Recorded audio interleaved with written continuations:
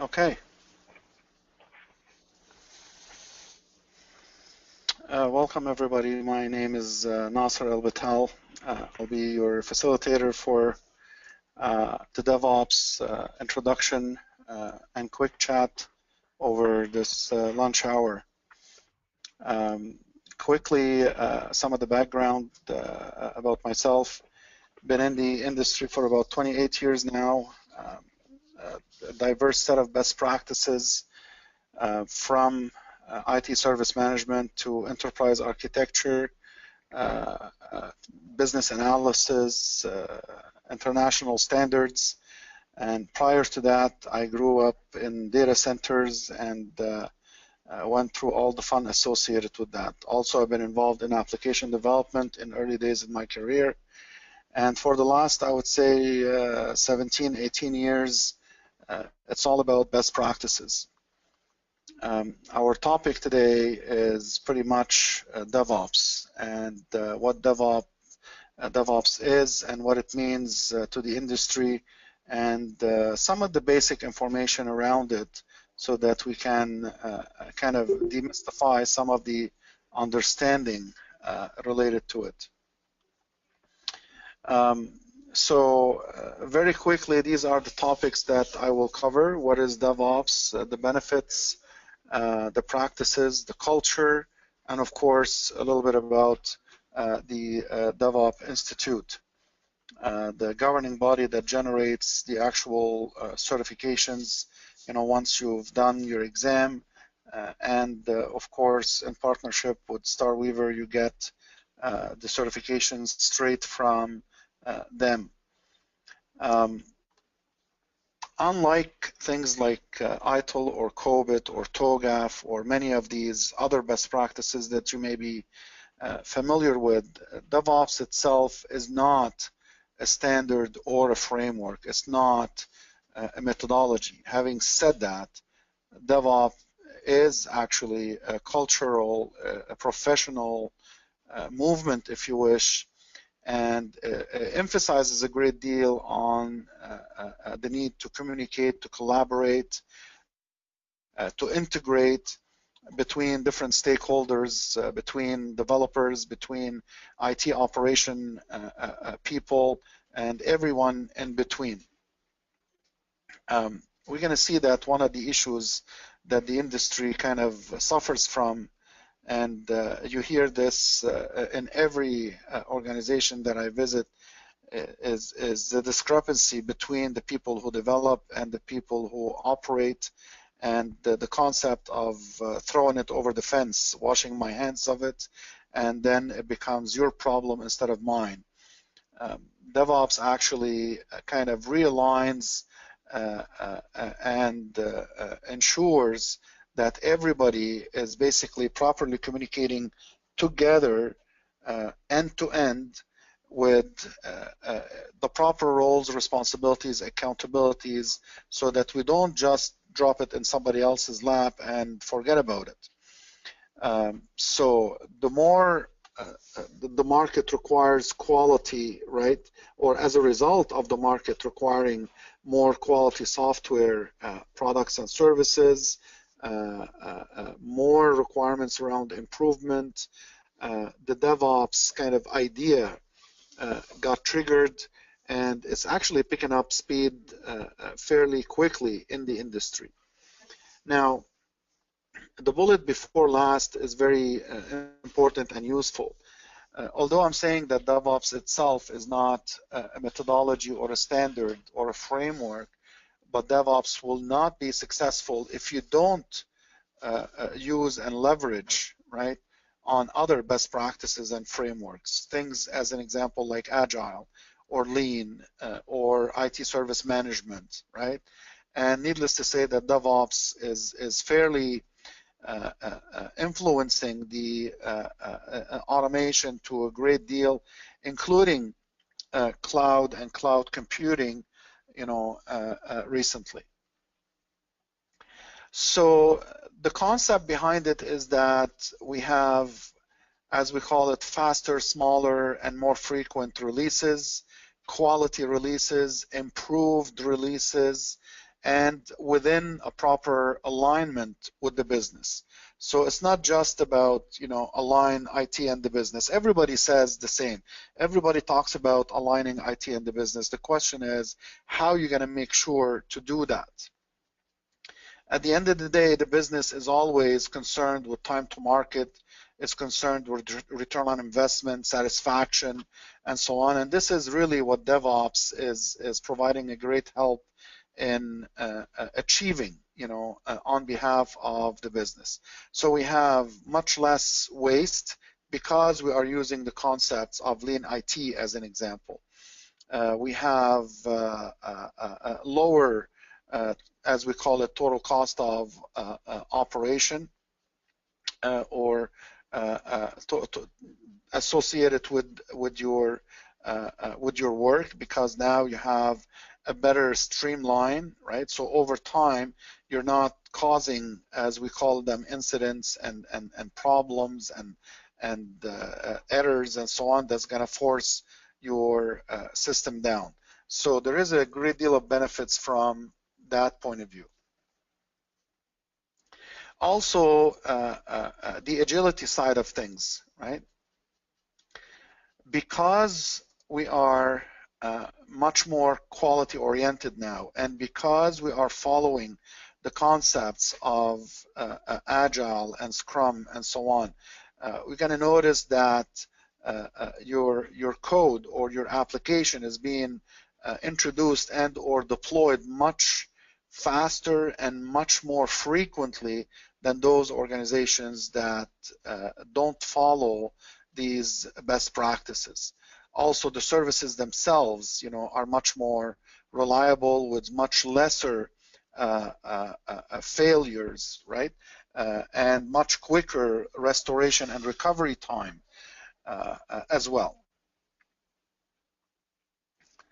So some of the benefits associated with using not just DevOps, but also things like Agile as an example, right? So at the very low level, if and when your team is kind of not following very well established design elements and so on, you're going to notice that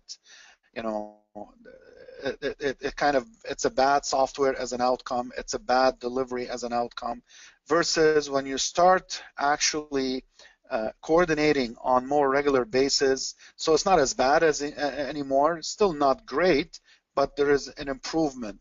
Furthermore, when you start doing more and more kind of meetings and relationships and reviews and so on, you're going to notice that your software is becoming better and better, right?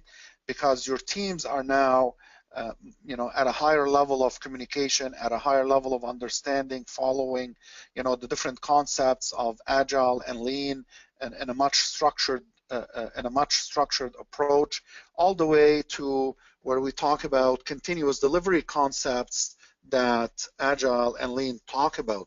So in other words, we now have the ability to deliver software at any given moment, and as such, our software become great because it's well reviewed, it's well tested, the quality is there, we follow best practices, and the appropriate best practices, that is, in order to deploy it. So historically speaking, I mean, we didn't hear about DevOps 5 years or 10 years or 15, 20 years ago. We started to hear about these things lately. So why is that, right? Well, the competition is up there, right? More and more software development and more agile approach to software development. Organizations are no longer believing in the silo approach or in the vertical approach. Many organizations are moving from the traditional type of infrastructure to the cloud and cloud solutions. Time to market is pretty much up there, right?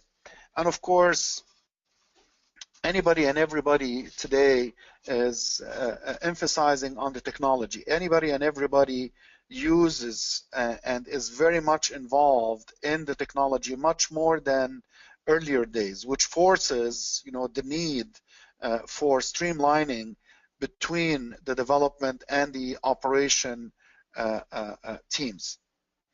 So in order to kind of align and to meet all of these challenges, right, your information technology departments now need to adapt a different approach, or need to adapt the culture, the practices, the automation, right, to be more, as we call it, continuous, right, to be more on standby, to be more readily available, right, to do what's needed to be done in a properly communicated environment where the change resistance is kind of no longer an issue. The business, of course, wants to achieve things and wants to achieve things quickly. A lot of changes are happening, fast in the business. The problem that we're running into nowadays is that while the business is ahead, development and operations are always lagging behind, and it becomes kind of a catching game, right? So the concept here is that you want to have proper alignment, and you want to be able to meet your business goals simultaneously with the business speed as much as possible. So you want to kind of minimize the gap between IT and the business. The entire industry today, I mean, the slide here shows just a number of different people, but and realistically, the entire industry today is actually looking at DevOps, introducing DevOps,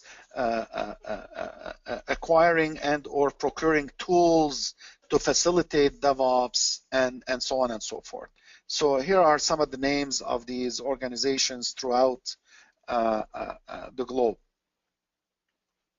So in terms of the different practices, again, as I said, DevOps is not a framework on its own or structured as such. DevOps actually, in order for it to be successful, it has to fall back on all the other best practices available, especially those who are associated with speed, with minimum waste, with automation, with service and or application life cycles.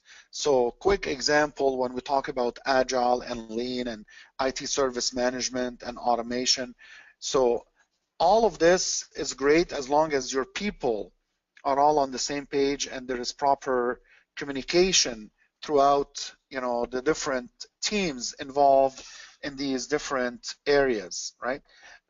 These best practices are not all done in one specific department.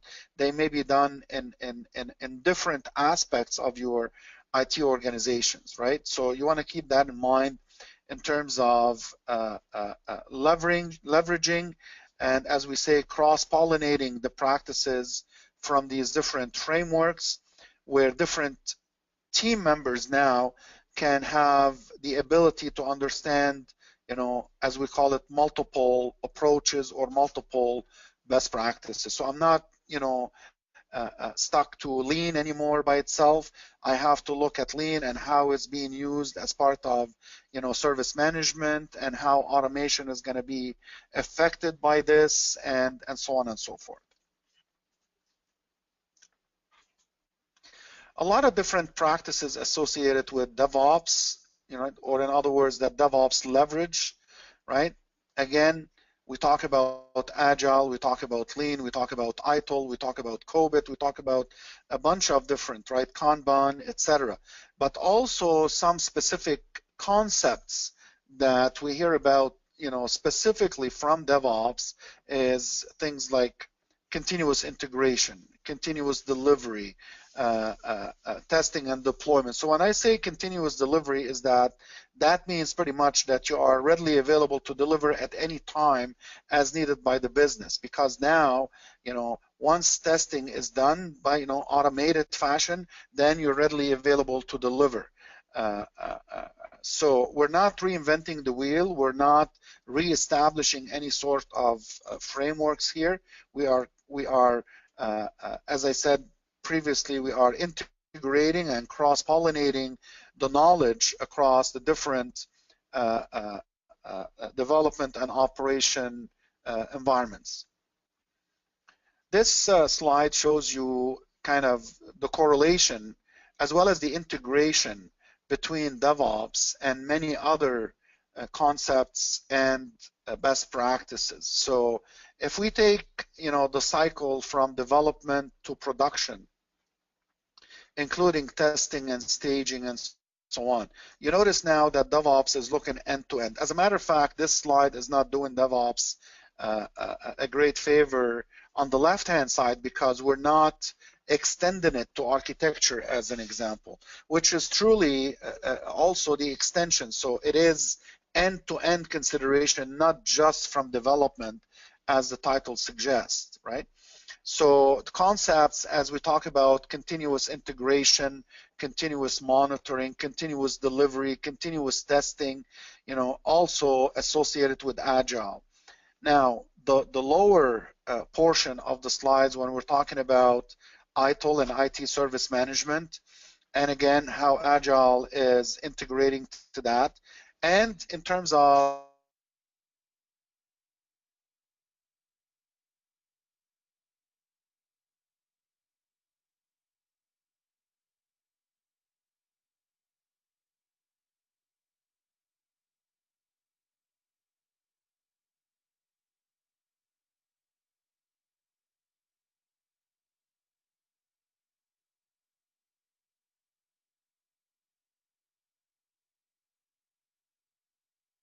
So this is a very powerful slide, and for many organizations, it's a great deal of challenge to actually make it happen.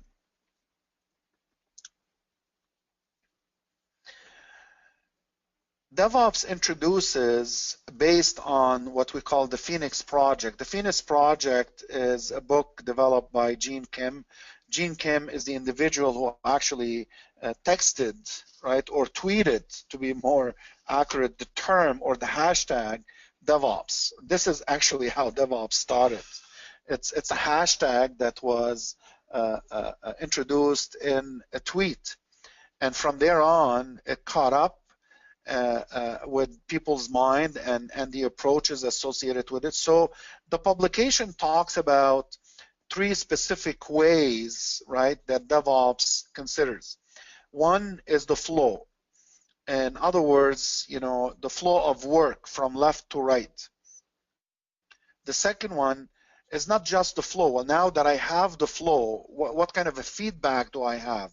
Is it good, is it bad, or whatever? So there is, what we talk about in terms of feedback or responses from right to left. But then there is the concept of continual improvement. Here we call it continuous experimentation and learning. So some of you may be familiar with the Deming cycle for ITIL as an example. So not only that I am establishing a feedback in the second way, but now I'm establishing experimentation in terms of plan, do, check, act, and what the result is going to be. And I will take a little bit of risk and basically understand that the iteration throughout all of this activity will cause me to master the approach. And that's what the plan, do, check, act type of continual cycle of improvement is going to enable you. So these 3 ways or 3 methods, if you wish, is what DevOps talks about, and actually provide guidance around how best you're going to end up perfecting your approach so that you are capable of doing, what we said in the previous slide over here about continuous integration and testing and delivering and monitoring and so on. So additional practices that are emerging, right? Things like, instead of saying DevOps, now ChatOps, or Agile service management. So service management married to Agile, so that you're not stuck in just one type of service life cycle. Now you have the ability to actually have, multiple introductions based on the concepts of sprints and so on, but from a service management perspective, right? When we talk about cookbooks, so you have certain recipes that you can use and reuse and so on. So all of those are additional emerging practices that will result of expansion of the knowledge associated with DevOps.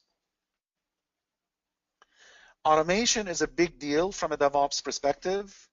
So you want to make sure that you have the appropriate tool or set of tools, as long as these tools are what we call kind of aligned and integrated, right?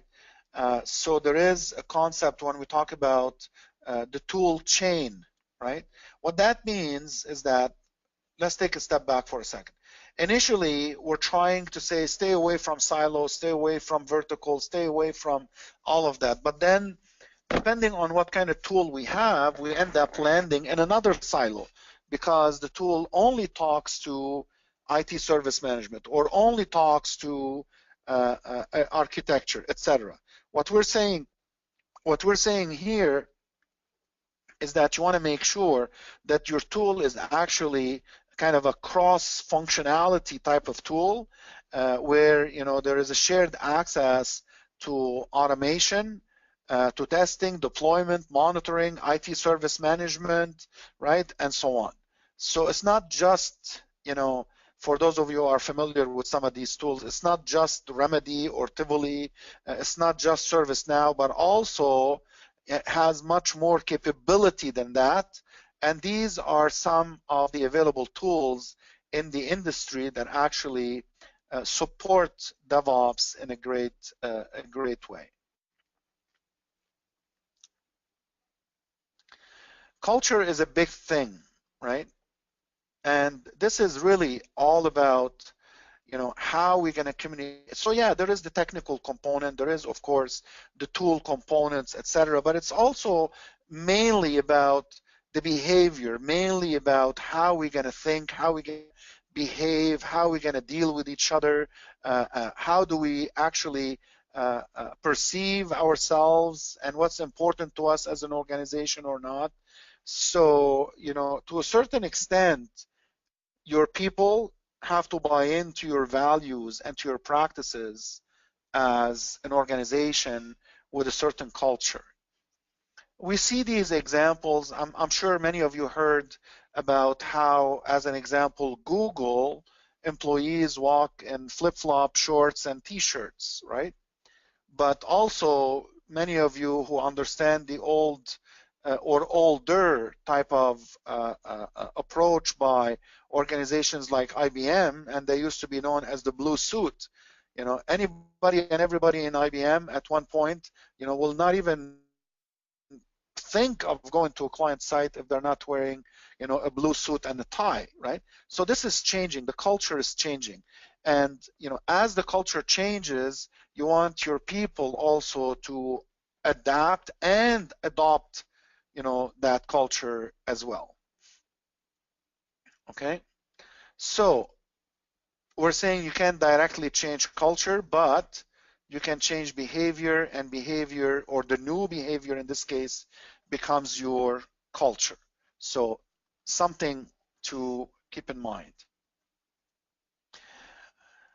The governing body behind DevOps, or the initial, let me correct it because now there is more than one. The initial and the pioneer governing body for DevOps is the DevOps Institute, and they basically establish the examination and govern it and make sure that there is proper control over the certification and over the material. So the credibility of the providers, of the instructors, they're all certified, the material is accredited, the exam is properly controlled, and so on. Now there are additional examination institutes that are introducing different versions of DevOps, right? So the concept at a high level is pretty much the same, but now, as an example, there is another examination institute that is introducing, a different level of certification, right? So you're going to have to talk to us depending on what you want to do, and we can guide you towards the best certification, and in terms of where and when we can fulfill the requirement for you on that. The foundation examination is based on a course that is 16 hours, where basically you are learning the foundation level, right, of DevOps, the vocabulary, the practices, the values, the relationship with other best practices, some of the principles associated with DevOps and the DevOps automation needs, some of the guidance relevant to DevOps and DevOps cultures, and of course, any or many other topics as part of the foundation program. The exam in most sessions is done at the end of the session. In some cases, the exam could be done, if it's a dedicated session, it could be done the morning after, or a voucher could be provided to the students where they can write whenever they wish after the fact. They can write from home or they can write from work, from that point of view.